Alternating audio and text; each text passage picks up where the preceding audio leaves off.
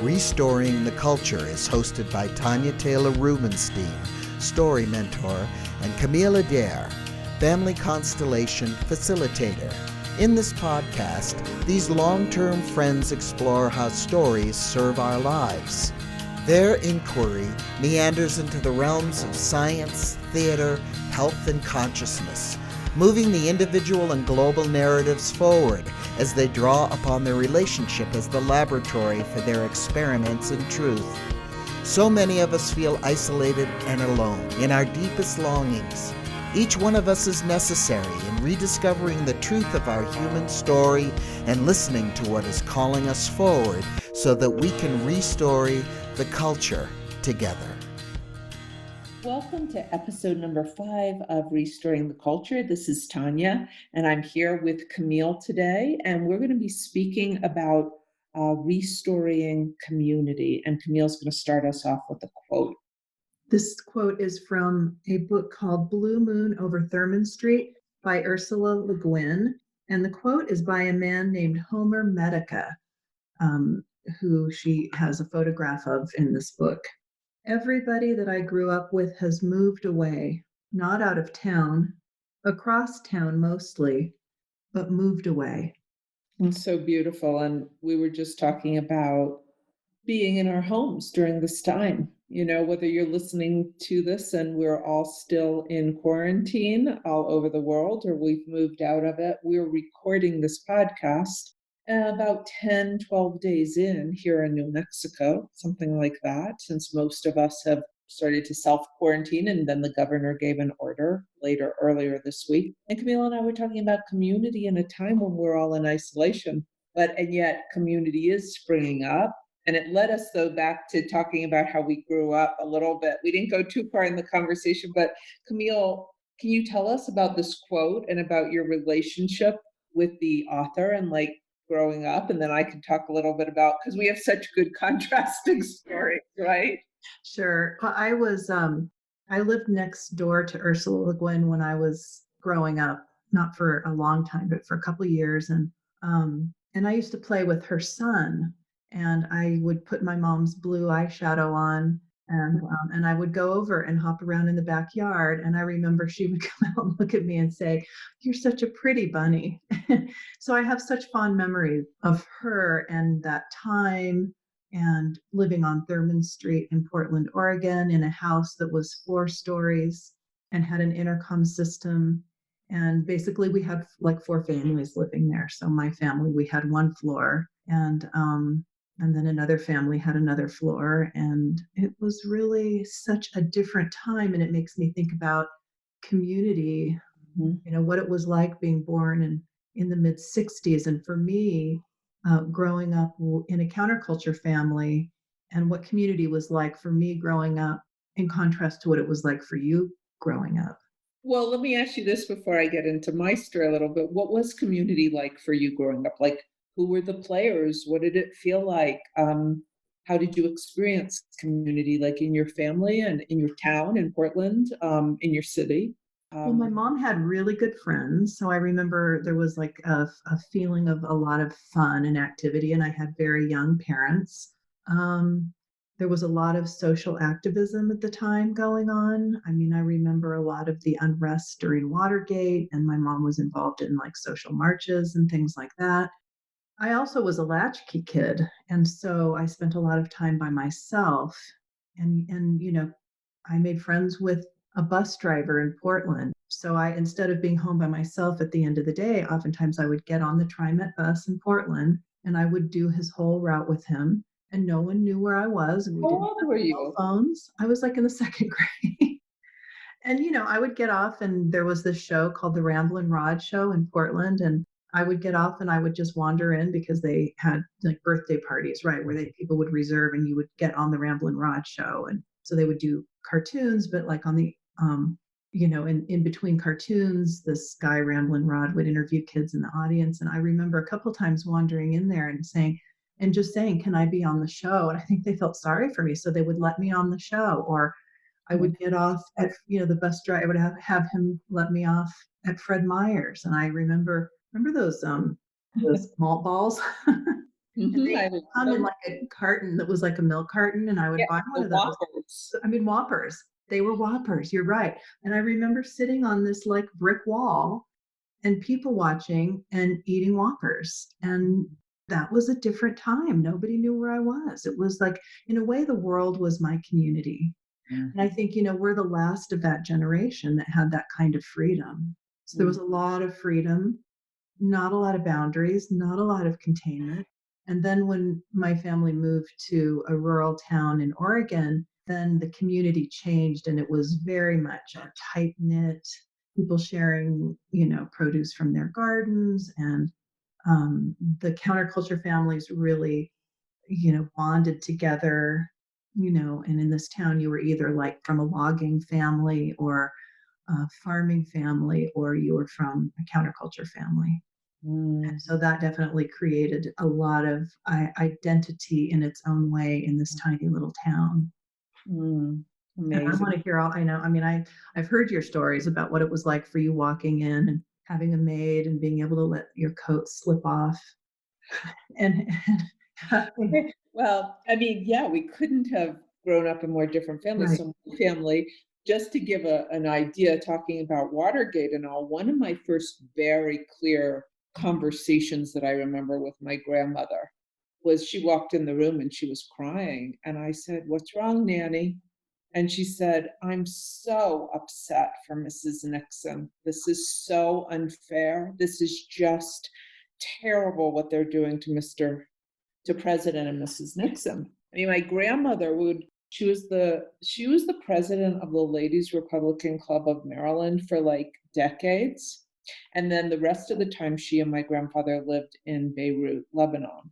And well, one thing that was interesting, and they were very like politically conservative, and I was an only child, and we lived on 80 or 90 acres out in Maryland, outside of DC. But my freedom was in the woods, and my animals were my community. I was an only child. I rarely got to see other children, so I was very afraid of them. I was very shy. And like when I hear your adventures on the bus, I'm just so envious. I'm like, oh my God, you could just get on and like, it create sort of your own adventures and experiences in community. And the way I reacted was, well, I know I became an artist because of my early childhood. I became a writer. I would write poems all the time. I would write short stories. I got a lot of validation in my family from that. And yes, in Beirut, my family had, Americans were kind of treated like royalty abroad back then, especially in certain cultures. And so they were in Beirut. Before that, they lived in Pakistan and Karachi. That's where my mom, graduated high school. But it was sort of America through that lens, though, of white supremacy and hierarchy, and there's a lot of shadow in that world, right? There's a lot of price one pays in the sort of with the global elite. And my family, while not being like at the top of that food chain, were connected with, and very involved with diplomats and the top politicians in any country, in various countries. My sense of community as a child was being very alone and isolated. So And it's because funny, Tanya, because I was too. So we have such different stories. But I was very lonely as a kid, inside of yourself. inside of myself. Totally. So I mean, that's why I think I fell in love with acting when I was 14, my first acting class, because it was my first sense of a real community where I fit and I fit in. And of course, as we've talked about here, theater is a form of healing, and it's shamanic, and the people who thrive in it are empaths, and there's this total overlap. So interesting. Yeah, we both felt isolated, and I've certainly heard a lot of stories over the years of people with very big families and all, right? But the child who is often the empath, also the one who's the disruptor in any family system, no matter how that looks, but challenges authority, challenges the way things are, is moving, as you would say in constellation work, the family story further. we're often lonely, right? Because we're marginalized. So then there's a longing. There was such a longing for me as an adult to make community. And I did, I made community in the acting world in New York. I made community with friends from that time who are still my dear friends coming to Santa Fe. I had a longing to create family of my own, make community. What about you in all of that? And like, what is your relationship to community now? And as we're be called to go deeper locally in our communities while expanding out into the world globally, how do you think part of sort of the restoring piece comes in your own life and in what you're examining right now, and about that loneliness piece too, or that isolation? How do we come back inside? I think it takes me to what I talk about so much that I feel my work is, which is working with the split. And I've often thought about that in a way I was born in a split. Mm-hmm. My parents divorced when I was 5 or 6. Mm-hmm. My mom, is very liberal. My father's very conservative. Mm-hmm. And so I grew up going between two households that couldn't have been more different in a way. And so I do think that that's really informed it's interesting as I hear you say that, I actually think the way you're building community is more intimate than mine. I Mm-hmm. think the way you build community is really up close and personal in the way that you support people in sharing their stories. And Mm-hmm. it's very relational. And while I talk a lot about being relational, I think mine ends up being a little more global inside myself. Like I track the splits. Mm-hmm. I want to constantly be finding commonality. I talk a lot about holding the tension of opposites and how do we kind of move towards center, which is a little more sort of theoretical in a way. But also I do apply it to my life. But I guess as I'm reflecting on that, there's still a little bit of some loneliness in that as I'm hearing myself say it. And yeah, I mean, in the last podcast, we talked about nursing and medicine. I often think about that with the split of the American people and how everything can become politicized, and then there's a split, and I get really frustrated with that, which I'm Mm-hmm. sure has to do with my own complexes and my own material in terms of how I grew up, feeling like I was from a family who was counterculture, and I had this tremendous radar about wanting to sort of find a way to fit in or be sort of normal, and how that's translated into how I've even chosen partners and what kinds of friends I've had. And it's just interesting to kind of reflect on all of that, because really I think those early experiences really do speak to how we form community. And I think in a way, um, I my life now at the age of 54 has sort of prepared me for what's going on in the world in a way, because I know how to work with splits. um, I think about just the crisis that we're in right now, Mm-hmm. and how in community now, how are we community in isolation? So if you and I both had inner isolation as children, Yes. how did we build community? And now here we are doing that again for very different reasons. We're building community in isolation. Really. And finding the ways that we lean into our humanity and mirror each other, or sometimes like to it's so valuable to me to look in my intimate relationships, and especially with you, and ways because it helps me track patterns. You're talking about tracking splits, and I'm always internally tracking story patterns, and like I'm always tracking story structure internally, like how is this story playing out? And it's interesting to me because of your outsider status as a child, you wanted to find your way in, and you had the giftedness to find your way into systems. I was marginalized as a child, I think, because I had ADHD.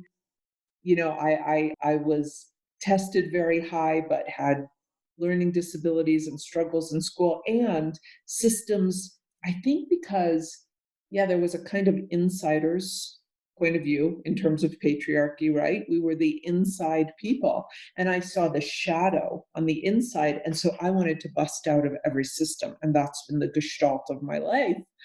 And now at 55, the integration is finding systems that work, creating new structures that work. And we talk a lot about the divine feminine, and one of my own sort of ahas in my own business life and moving my work out into the world and all is how it's the sacred masculine to me, the sacred masculine structure that is in relationship to divine feminine. The sacred masculine, as opposed to the toxic masculine, holds the feminine. And then there's this integration, right? So the coming together, you call it healing the split. I often call it integration, or of course, in Jungian terms, and you're in your depth-based Jungian thing, the inner marriage. So how do we, after the trauma and the split, and experiencing either a busting out of this or need to be in it, because both are survival strategies, right? On some level.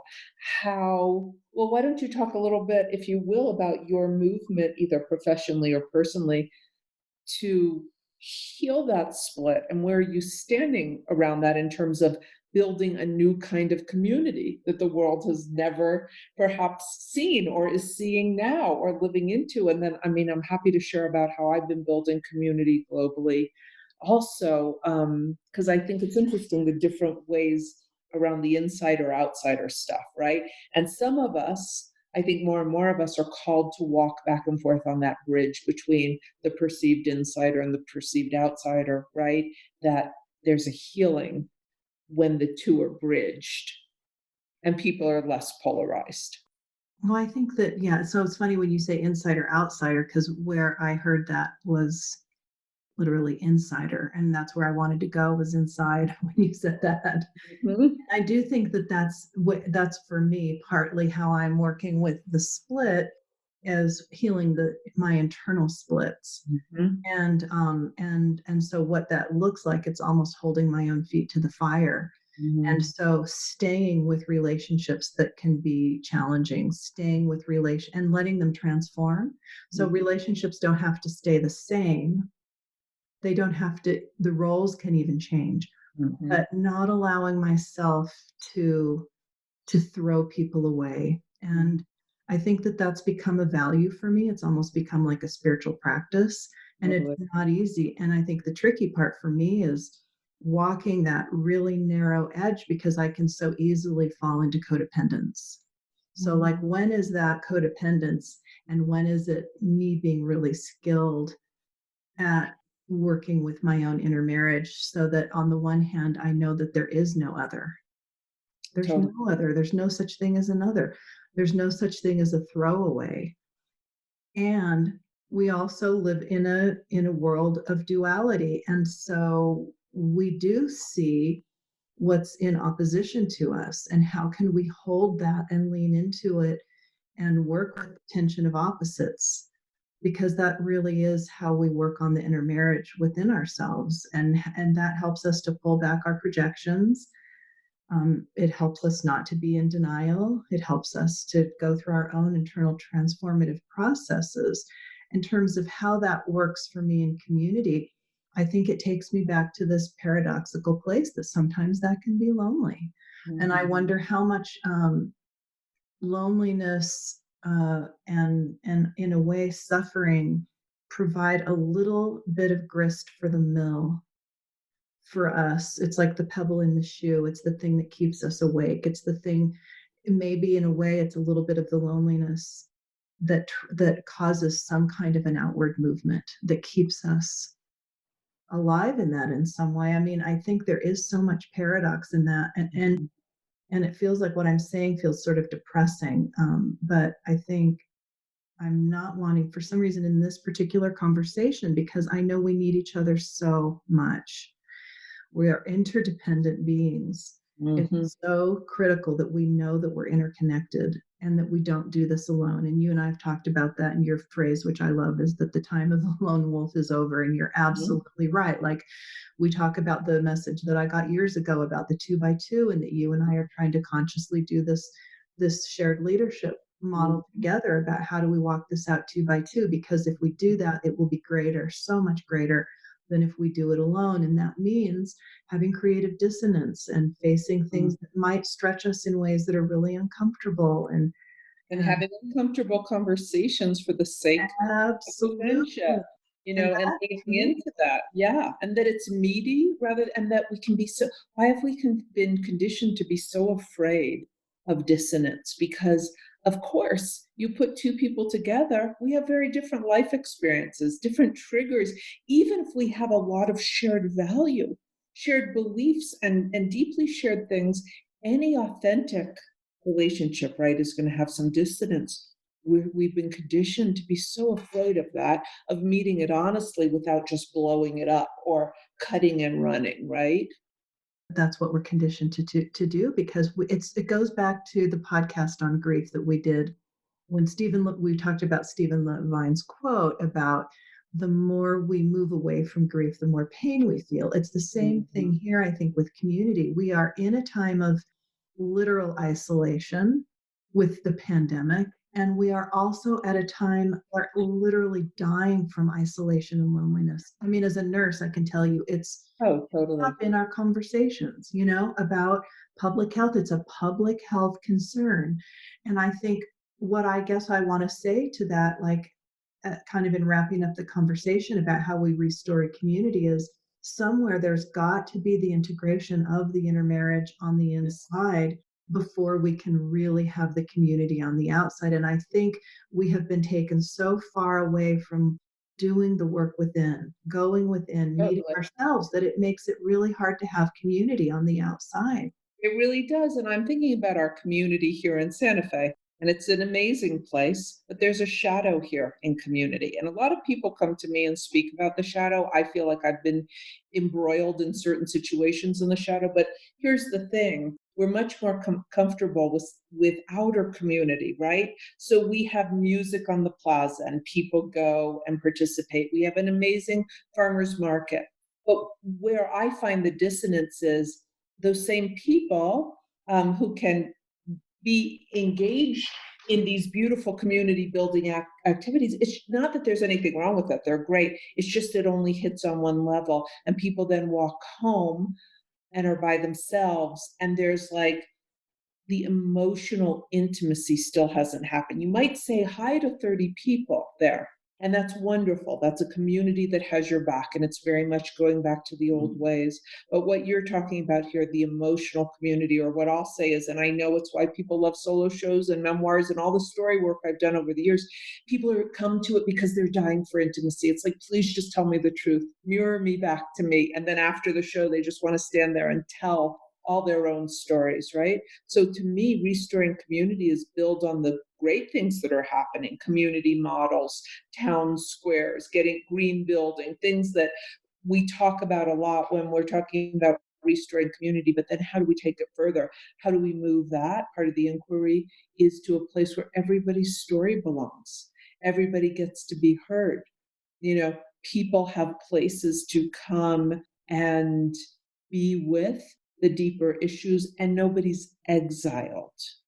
It's really interesting because I've experienced your work enough for, a lot enough to know that those are some of the most rich community bonding experiences that I've experienced. And I actually, I'm going to put us both up on a pedestal. I also just want to say that, like in the constellation work, I feel something very similar where something is transcended and it's no longer those community constellation workshops. You bypass the superficial kind of community and you Yeah. go into a much, much deeper, as I talk about the river beneath the river, the slow river. And when you tap into that together, whether it's through your story work or through family constellation work and doing ancestral and lineage healing, it's a deeper experience of community. And I think that's what we're missing, just as we're missing out on the deeper experience of being in community, really, with ourselves on the inside. So being in community with intimacy work, It's about intimacy. story work, with healing work, being very, and both require that we let go of all ego and be very transparent about who we are and where we come from and our shadow issues, as well as celebrating each other and our joy. But I think we're tapping into something really essential. So based on our own experience, restoring the culture means building all the wonderful community pieces there, but taking it deeper, more circles, more coming together around the place where we're just longing to be seen. And I would add, and I think that's absolutely right. And I would add to that we honor the other. Because if we're going to really talk about diversity can be like lip service. And if you're really living diversity, it means you honor people on the other side of the aisle, that you don't see the other as the other, that you know that they're part of, they have just as much right to belong in the communities we all do. And it's walking that out, because that requires the interrelationship. It really does. And one of the best models, I must say, I have seen for that are the 12 steps. And I've been part of 12-step programs.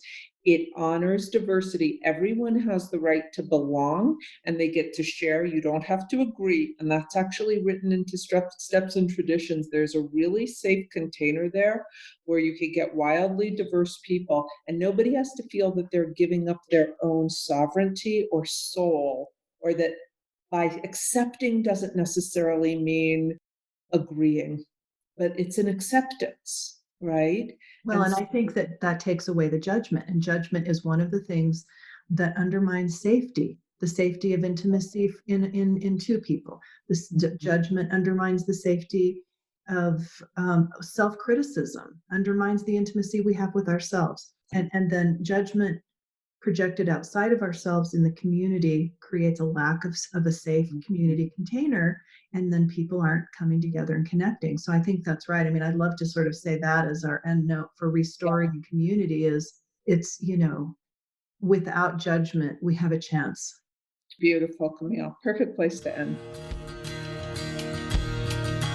Thank you for joining Camille and Tanya for this episode of Restoring the Culture. If you were inspired, we would deeply appreciate it if you would leave a review on iTunes or any other platform where you heard our podcast. For more ongoing inspiration and support, please join our no-cost global Facebook community, Restoring the Culture. You can support our podcast by making a donation here. And remember, we are each restoring the culture as we restory our own lives. See you next time.